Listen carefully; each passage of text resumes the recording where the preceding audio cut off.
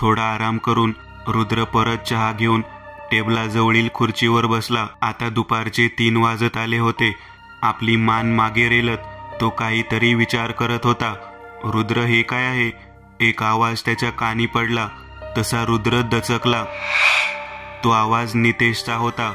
रुद्रने आपली नजर एक वेळ तिकडे टाकली होती.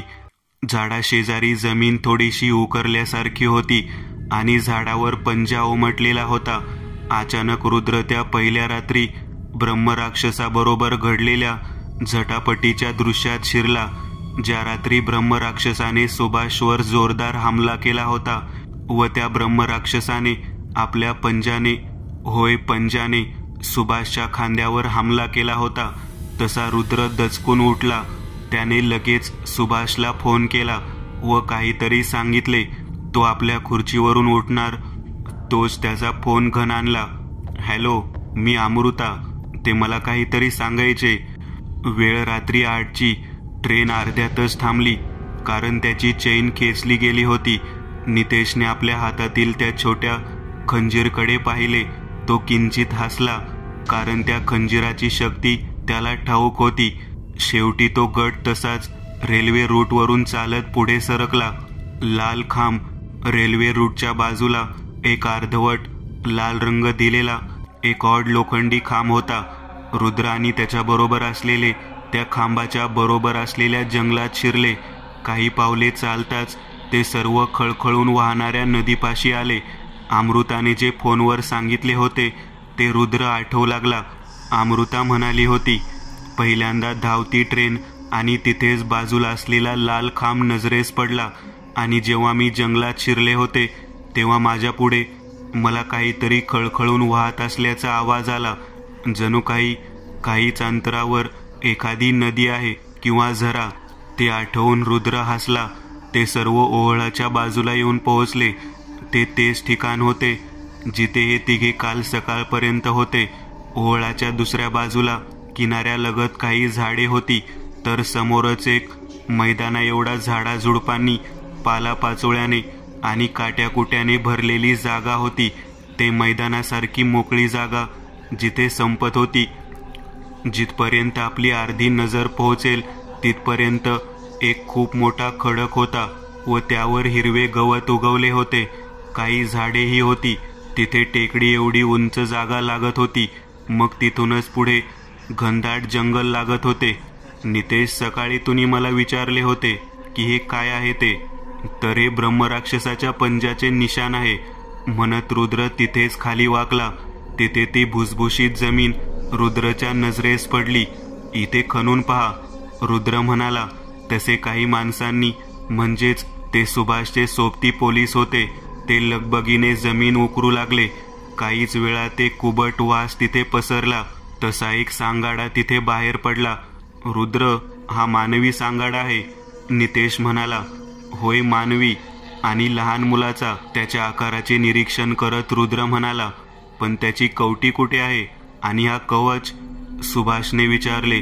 अजून आहेत म्हणत रुद्र खाली बसला. त्याने आपले दोन्ही हात पोटाशी घेतले व तर्जनी एकमेकांना जोडून सरळ केल्या. मध्यगा व अनामिका एकमेकात जोडून घेतल्या. दोन्ही करंगळ्या एकमेकांना जोडून तर्जनीसारख्या सरळ केल्या. दोन्ही अंगठे तर्जनीला जोडून ठेवले. ती हाताची मुद्रा रुद्रने पोटापाशी नाभीजवळ धरली व एक दीर्घ श्वास घेत पोट आत ओढले आणि 3 वेळा त्याने दीर्घ रूपात ओम उच्चारले. त्यानंतर त्याने विशिष्ट मंत्र उच्चार सुरू केला. काहीच क्षणात ती समोरील मैदानात पसरलेली झाडे झुडपे धुक्याप्रमाणे विरून गेली. समोर आता काही वेगळेच दृश्य होते. तिथे तशीच भुसभुशीत जमीन होती व मध्यभागी एक सोनेरी तारा चमकत होता. त्या खडकावर पसरलेला जुनाटपणाही नाहीसा झाला होता, पण तो खडक जसेच्या तसा होता. आजूबाजूला असलेला पालापाचोळा, झाडे झुडपे सर्व काही नाहीसे झाले होते. रुद्र उठून उभा राहिला. रुद्र, हे सर्व काय आहे?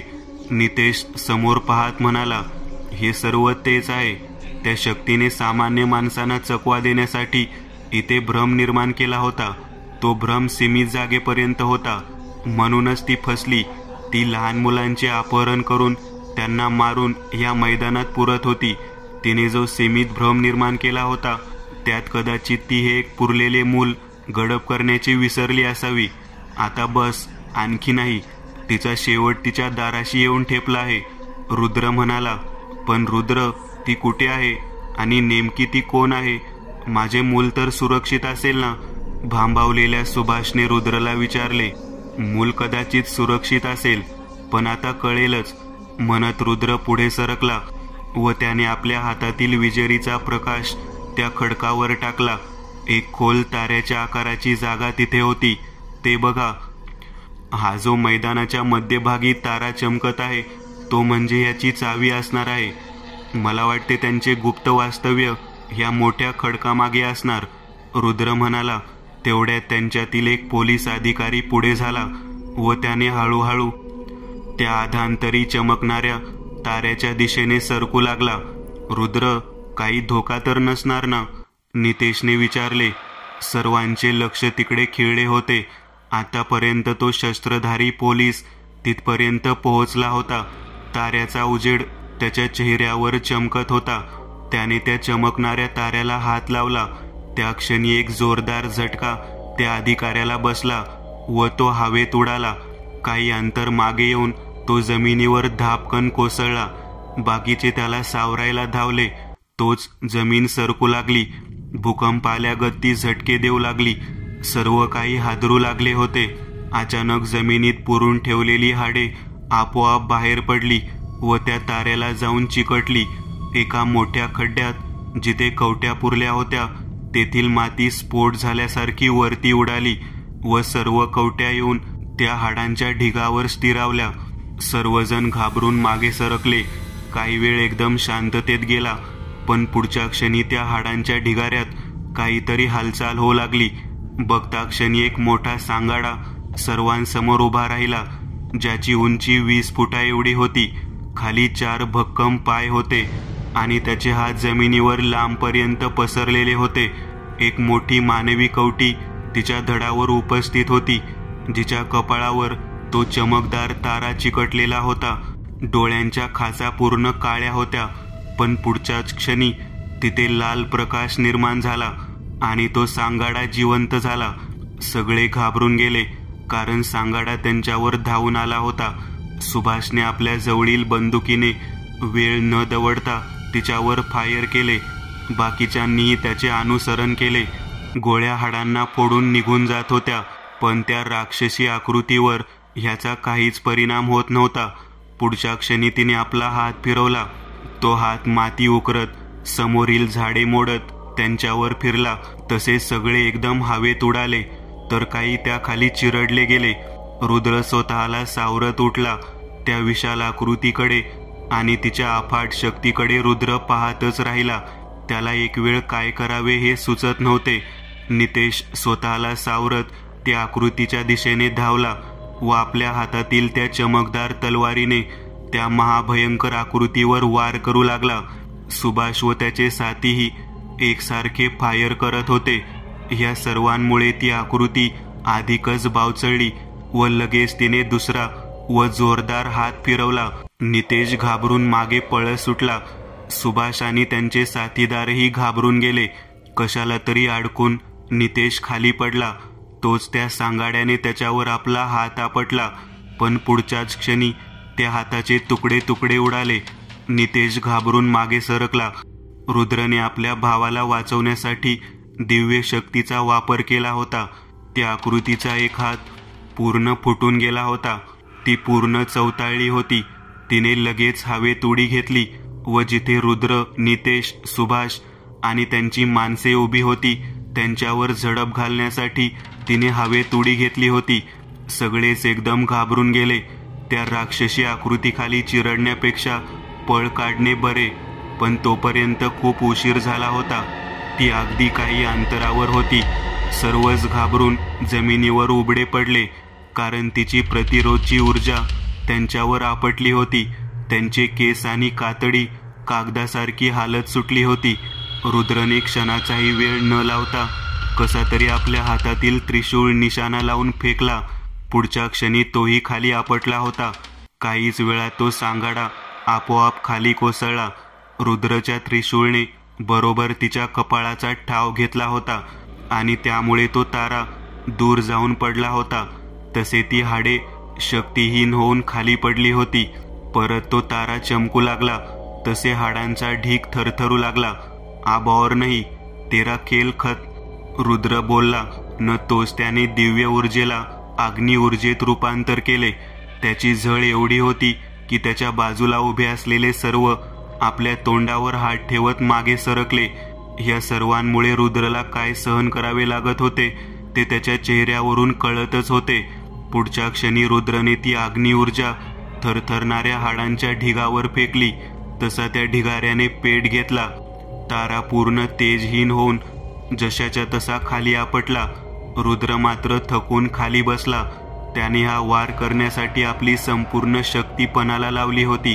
त्याला तर आणखी लढायचे होते, पण त्याने आपली ऊर्जा कालपासून प्रमाणाबाहेर वापरली होती. त्यातच त्याला विश्रांती नव्हती. रुद्र तसाच खाली बसला. नितेश त्याच्या जवळ धावला. रुद्र, तू बरा आहेस ना? रुद्रने आपली मान डोलावली. एक दीर्घ श्वास घेत रुद्र म्हणाला, सुभाष, याआधी की खूप उशीर होईल. तो तारा घेऊन त्याच्या जागी लावा, मग त्यांची जागा तुम्हाला दिसेल. मुलांना वाचवा लवकर. तसा सुभाष धावला व त्याने तो तारा उचलून घेतला. त्याचा आकारच ताऱ्यासारखा होता आणि जेव्हा तो चमकत असे तेव्हा तो ताराच आहे असे वाटत असे. सुभाषने तो त्या घडकावर असलेल्या त्या निशाणीत योग्य प्रकारे ठेवला. थोड्याच वेळात काहीतरी गडगडले आणि तो खडक आपोआप सरकू लागला. तसा पिवळा प्रकाश बाहेरील वातावरणात पसरू लागला. खडक पूर्ण सरकून बाजूला झाला. समोरच एक भुयारी गुहा होती. आतमध्ये घराप्रमाणे सर्व काही बनवण्यात आले होते. जागोजागी मशाली पेटत होत्या. त्यांचाच पिवळा प्रकाश बाहेर पडला होता. सुभाष आणि त्यांचे साथीदार त्या भव्य गुहेत शिरले. रुद्र, चल, त्यांना आपली मदत हवीये, नितेश म्हणाला. रुद्रने उठण्याचा प्रयत्न केला, पण आता तो खूपच थकला होता. तसा तो परत एका ठिकाणी खाली बसला. एक काम कर, तू आतमध्ये जा, मी जमेल तर बघतो, रुद्र म्हणाला. पण रुद्र, तू इथे एकटाच. नितेश, तू माझी काळजी करू नकोस, तू जा. आणि हो, हे खंजर स्वतःजवळ सांभाळ, तुला त्याची गरज पडेल. जेव्हा जेव्हा तू ह्याच्याने वार करशील तेव्हा तेव्हा ह्याचे रूपांतर एका चमकदार व शक्तिशाली तलवारीत होईल. म्हणत रुद्रने नितेशला रवाना केले. सुभाष आपल्या साथीदारांसह खाली उतरून गेला. आतमध्ये बरीच मोठी आणि मोकळी जागा होती. कुठेतरी मंत्र उच्चाराचा आवाज येत होता. सुभाष उजव्या बाजूला फिरला. काही पावले चालून जाताच त्याची पावले जागीच थबकली. त्याच्या मागून येणारी माणसेही जागीच थांबली. ती खोली खूपच मोठी होती. आतमध्ये विविध मौल्यवान वस्तू ठेवण्यात आल्या होत्या. अगदी टोकाला एक उंच मूर्ती घडवण्यात आली होती, जिला 4 हात 4 पाय आणि एक सिंगाचे मुकुट होते. ती पुरुषाकृती शैतानी मूर्ती साधारण 20 फूट उंच होती. ती बाई तिच्या समोर बसून यज्ञात आहुती टाकत होती. समोरच तो ब्रह्मराक्षस पाठमोरा उभा होता आणि बाजूला ती 17-18 लहान मुले हातपाय बांधलेल्या अवस्थेत पडलेली होती. एका मुलाला तिने बळी देण्याच्या ठिकाणी अडकवून ठेवले होते. तिने खंडगाला हात लावला. ती दुष्ट पुढे काही कृत्य करणार तोच सुभाष ओरडला, थांब, एक जरी पाऊल पुढे टाकलीस तर आताच गोळ्या घालेन. सुभाषने आपली बंदूक ताणून धरली होती. त्याच्या साथीदारांनीही तोच पवित्रा धारण केला होता. कोणत्याही क्षणी त्यांनी फायर केले असते. ए, बघतोस काय, सांभाळ त्यांना, ती स्त्री म्हणाली. तसा तो ब्रह्मराक्षस मागे फिरला. तो 10-11 फूट उंचीचा धिप्पाड राक्षस जोरात गरजला. तोच एक डोळा फुटलेला व ज्याचे एक बोट तुटले होते. त्याने आपली लोखंडी व सुळे असलेली मोठी गदा उचलली व तो त्या घोळक्यावर धावला. पुढच्या क्षणी सुभाषने गोळीबार करण्याची ऑर्डर दिली. तसा एकच मोठा आवाज त्या भुयारात घुमला. त्या ब्रह्मराक्षसाला त्या गोळ्या काही एक इजा पोहोचवू शकत नव्हत्या. सुभाष व त्यांचे साथीदार फायर करत पायऱ्यांवरून खाली सरकले. त्या ब्रह्मराक्षसाने क्रोधाने आपली गदा त्यांच्या दिशेने फेकली. तसे सगळ्यांनी घाबरून बाजूला उडी घेतली. त्यातील एक मात्र जखमी होऊन तिथेच खाली पडला. गदा दानकणिकाला झटकून खाली पडली तसा खान असा मोठा आवाज झाला. आतापर्यंत तो राक्षस तिथे पोहोचला होता. त्याने आपली गदा उचलली व त्या घायाळ होऊन खाली पडलेल्या पोलीस कर्मीवर वार केला. पण जेवढ्या वेगात त्याचा हात खाली आला होता तेवढ्याच वेगात तो नितेशने त्या जादुई तलवारीने छाटला होता. राक्षस वेदनेने जोरात ओरडला. आतापर्यंत ती भयानक स्त्री खंडक घेऊन त्या सुटण्यासाठी धडपडत असलेल्या लहान मुलाजवळ आली. तिच्या चेहऱ्यावर एक क्रूर हास्य पसरले होते. पुढच्या क्षणी तिने त्या लहानग्याच्या मानेवर खंडक फिरवला. तोच सुभाषने आपली संपूर्ण ताकद लावून तिचा हात पकडला. तशी ती रागाने ओरडली. ती काही सामान्य स्त्री नव्हती की जिला कोणी माणूस रोखू शकेल. तिने सुभाषला आपल्या शक्तीने दूर भिरकावून दिले व पुन्हा तिने त्या मुलावर वार केला. पण ह्यावेळी बाकीच्या पोलिसांनी तिच्यावर झडप घातली. राक्षस क्रोधाने वेडापिसा झाला होता. नितेश जवळ फक्त एकच मार्ग होता की त्या राक्षसावर आपल्या जवळ असलेल्या तलवारीने वार करावा. तो त्याच्या पोटाच्या चरबीवर पायावर वार करत सुटला होता. राक्षसाने लगेच आपल्या दुसऱ्या हाताने नितेशला घट्ट पकडले व त्याला हवेत उचलले. नितेश त्याच्या मुठीत जखडला गेला. त्याला असंख्य वेदना जाणवू लागल्या. त्या राक्षसाने नितेशला आपला चारा बनवण्यासाठी आपले अजस्त्र तोंड उघडले. त्याच्या तोंडातून भयानक वास बाहेर पडत होता. सुळ्यासारखे लांब दात त्या मंद प्रकाशात चमकत होते. तोच एक स्फोट झाला. नितेश राक्षसाच्या तोंडाऐवजी बाजूला जाऊन पडला. होय, तिथे रुद्र होता. त्याने आपले त्रिशूळ राक्षसावर फेकले होते आणि त्यामुळे राक्षस एखाद्या फुग्यासारखा फुटून गेला होता. त्या भयानक स्त्रीने तिला आडव पाहत असणाऱ्या पोलिसांना अगदी दूर फेकून दिले व वेळ न दवडता खंडक जोरात फिरवले. पण पुढच्या क्षणी ती वेदनेने ओरडली. तिच्या हातातून खंडक निसटून पडले होते. तिने आपला हात मनगटावर धरला. तसा निखाऱ्यावर पडावा तसा तिने आपला हात लगेच बाजूला घेतला. काहीच वेळात ती भानावर आली. तिच्या हाताच्या मनगटावर चिकटलेला लाल दोरा जो रुद्रने आपल्या मंत्रशक्तीच्या सामर्थ्याने तिच्यावर फेकला होता तो काळा पडून खाली पडला होता. तिची नजर रुद्रवर खिळली. ती रागात सुस्कारे सोडीत रुद्रकडे तिथूनच पाहत उभी होती. रुद्रने आपला एक हात त्या आधांतरी उभ्या असणाऱ्या त्रिशूळावर ठेवला होता. तोही तिच्याकडे पाहत उभा होता. तिची नजर त्या त्रिशूळावर पडताच ती एका भयानक मृत्यूच्या कल्पनेने घाबरून गेली. तिने लगेच आपले डोळे बंद केले व काहीतरी मंत्र पुटपुटले. पुढच्याच क्षणी संपूर्ण भुयारातील मशाली एका क्षणात विझल्या. तसे सगळे दचकून गेले. त्यांनी लगेच आपल्या कमरेला अडकवलेल्या विजेरी सुरू केल्या. रुद्रही पुढे सरकला होता पण आता तिथे कोणीच नव्हते. रुद्र आपल्या जवळील विजेरीचा प्रकाश इकडे तिकडे फिरवू लागला होता पण संपूर्ण भुयार रिकामे होते. ती दुष्ट स्त्री तिथून नाहीशी झाली होती. सुभाष व बाकीचे मुलांजवळ धावले. त्यांनी लगबगीने सर्व मुलांची सुटका केली. सुभाषने सर्व मुलांमध्ये आपल्या मुलाचा शोध सुरू केला पण तो घाबरून गेला. त्याचा मुलगा रवी त्यात नव्हताच. रवी, कुठे आहेस तू? सुभाष ओरडलाच. काय झाले सुभाष? नितेशने त्याला विचारले. माझा मुलगा नाहीये इथे. कुठे गेला माझा मुलगा? त्याला जर काही बरे वाईट झाले तर त्याची आई आपला जीव देईल. अमृता आपला जीव देईल नितेश.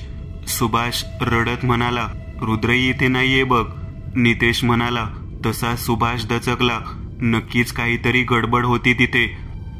शामराव, सर्व मुलांना घेऊन आताच्या आता इथून निघा. आम्ही येतोच. सुभाषने दुसऱ्या पोलीस अधिकाऱ्याला ऑर्डर दिली. रुद्र तिथे नव्हता. तो एका भुयारीत त्या दुष्ट शक्तीचा पाठलाग करत होता. जेव्हा तिने आपले डोळे बंद केले होते तेव्हाच रुद्रला दाट शंका आली होती की ही पुढे काहीतरी विचित्र करेल, कारण निसंशय तिची शक्ती अफाट होती. तसे सर्व मशाली विझल्यावर तिने लागलीच हालचाल केली होती व ती उजव्या बाजूच्या भिंतीजवळ पोहोचली होती. तिने एका मुलालाही उचलून घेतले होते. ती गेल्यावर रुद्र तिथेच भिंतीजवळ पोहोचला होता. भिंती शेजारी एका खोल कप्प्यात एक लोखंडी कडी होती. रुद्रने ती ओढताच तेथील भिंत काही वेळ बाजूला सरकली व गुप्त छोटासा भुयारी मार्ग मोकळा झाला. रुद्र आता तिच्याच मागावर होता. त्याला काहीतरी आवाज आला तसे त्याची पावले सावकाश पुढे सरकू लागली. अचानक विजेरीच्या उजेडात काहीच अंतरावरती बाजूला होऊन रुद्र समोर आली. रुद्र जागीच थबकला. सोड त्या मुलाला, रुद्र म्हणाला. अशी कशी सोडू मी त्याला? तुम्ही माझी संपूर्ण योजना मातीत मिळवलीस. तुझ्याकडून कोणताही मोबदला न घेता अशी कशी सोडू त्याला? रवीच्या मानेवरील खंडक अधिकच आवळत ती आपल्या घोगऱ्या आवाजात म्हणाली. टाक तो त्रिशूळ खाली. ती रुद्रला रवीला मारण्याची भीती दाखवत म्हणाली. तसे रुद्रने हातातील त्रिशूळ खाली टाकला. ती पिशवी काढून फेकून दे, नाहीतर मी ह्या मुलाची मान उडवेन, ती स्त्री म्हणाली. रुद्रने आपल्या गळ्यातील पिशवी काढून बाजूला टाकली. त्या तुझ्या गळ्यातील माळाही काढून टाक. रुद्रने तसे केले. तिने रुद्रला तिथून पुढे येण्याचा इशारा केला. रुद्र पुढे आला. तो त्या आकृतीच्या अगदी जवळपर्यंत गेला. ती आसुरीपणे हसली व पुढच्या क्षणी तिने रागात रुद्रच्या डोक्यावर खंडकाची लोखंडी मूठ उगारली. तसा रुद्र खाली पडला. तिने हसतच तो खंडक पुन्हा रवीच्या मानेला लावला. रुद्र तसाच शांत आपल्या गुडघ्यावर बसून होता. तिने लगेच खंडकाची चपटी बाजू रुद्रच्या चेहऱ्यावर हाणली. तसा रुद्र खाली पडला. ती जोरात आसुरीपणे हसत होती. खाली पडलेल्या रुद्रच्या पाठीवर तिने खंडकाचा वार केला. तो खंडक रुद्रचे कातडी मांस फाडत निघून गेला.